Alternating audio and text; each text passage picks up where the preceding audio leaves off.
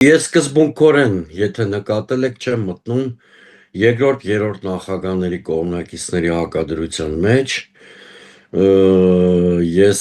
ընդհանրապես ասեմ, որ այդ հակադրությունը նույնիսկ անիմաստ եմ համարում, որովհետև եթե կատարյալ լինեին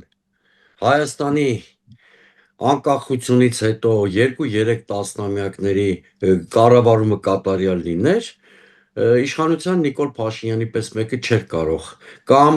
բոլորին մերժելու հիմքով հեղափոխությունը Հայաստանում տեղի ունենալ չէր կարող։ Նիկոլ Փաշինյանի իշխանությունը հենց ծնունդ է հին համակարգի ոչ էֆեկտիվ կառավարման։ Հին համակարգը իմ համար կոնկրետ անուն չունի։ Դա նախահեղափոխական փուլում տեղի ունեցած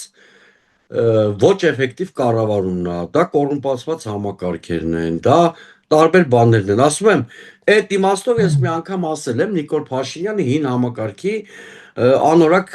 խզբզոցն է։ Եվ հիմա ես չեմ էլ ուզում մտնեմ իրանց վեճի մեջ, ով ավելի շատ նպաստել իր քաղաքականությամբ Նիկոլ Փաշինյանի գալուն։ Ես մի այլ բան ասեմ, ինչի եմ այս վեճը դե ակտուալ համարում։ Հիմա, մանավանդ որ դիմացը ազգային ժողովի ընտրություններ են, ես բազմիցս կարծեմ ձեզ տված հարցազրույցներից մեկում էլ եմ այդ արձանագրումը արել,